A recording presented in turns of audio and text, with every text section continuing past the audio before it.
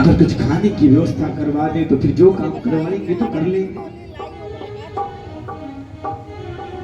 अब भरत जी को बढ़िया सुंदर पकवान खिलाते हैं। पकवान खिलाने के बाद भरत जी खाने के बाद कहते हैं, भैया मैं यहीं पास के खेत में रहता हूँ और जब आपको बलि देना हो तब मुझे बुला लिया करो, तब मैं खा के चला जाऊंगा। कितने भोले हैं।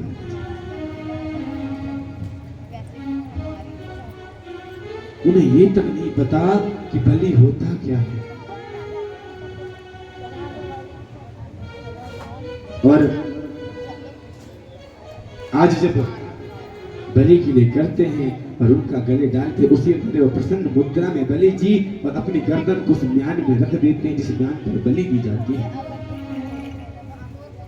और जैसे ही उस तलवार को उनका मुखिया निकालता वैसे मां भद्रकाली का प्राकट हो जाता है।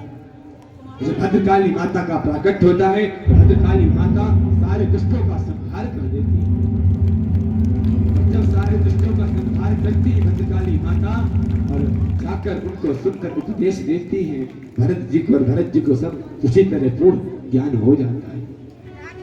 और पुनः आकर उसी खेत पर अब क्या बताएं, इसलिए कुछ बताते नहीं और आकर पुनः उसी खेत पर विश्राम करते हैं।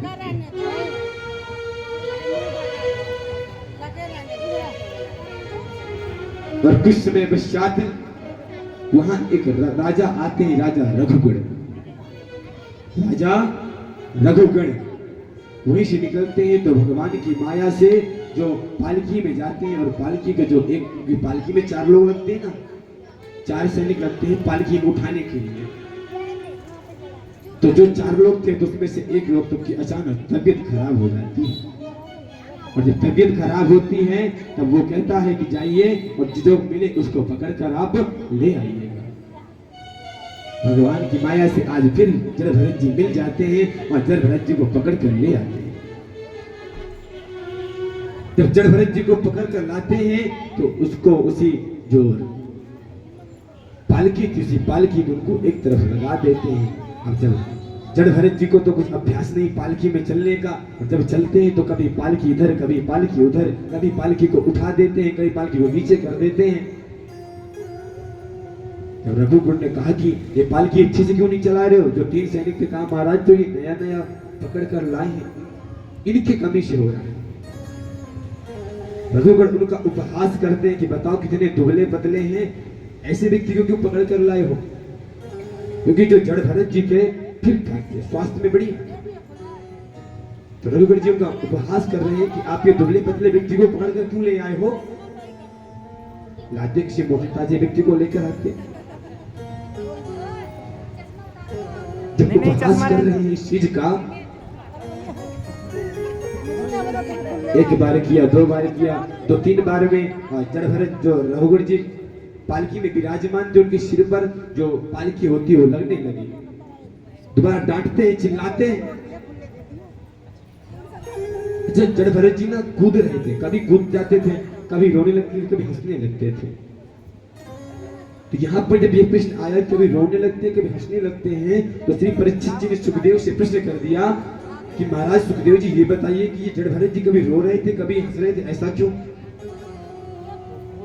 सुखदेव जी बताते हैं कि राजन जब जड़ भरत जी के पैर में कोई चींटी आ जाती तब वो रोने लगते कि मुझसे पाप हो गया, और जब वो चींटी बच जाती तब हंसने लगते कि मुझसे पाप बच गया। दोबारा जब फिर वही होता है तब रघुगढ़ बहुत तेज चिल्लाते हैं। तदोयं वक्तामं विप्लवदा भर्तुं समेष्म्यादि वीरभारा गन्तुर्यतीश्याभिगम्य मात्वा पीवेति राशो न विदा प्रवास। बताते अरे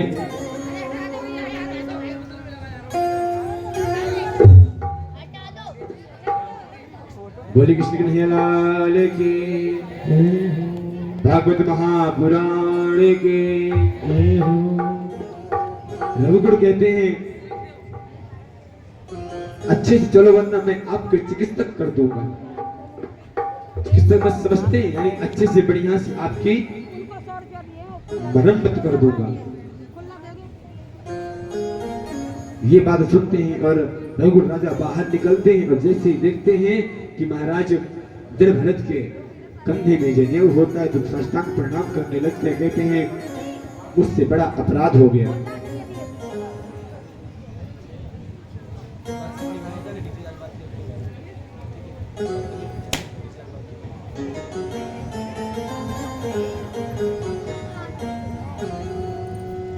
बोले कृष्ण कन्हैया लाल की।